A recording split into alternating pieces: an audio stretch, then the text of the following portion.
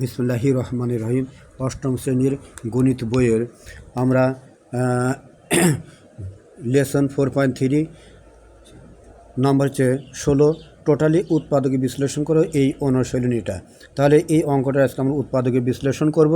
তাহলে আমরা লিখব x² আর -2xyটা আমরা এখানে বসাবো, আর এই +y² আমরা এরপরে আমরা বসাবো, আর শেষে আছে -1 আমরা উঠাইলাম।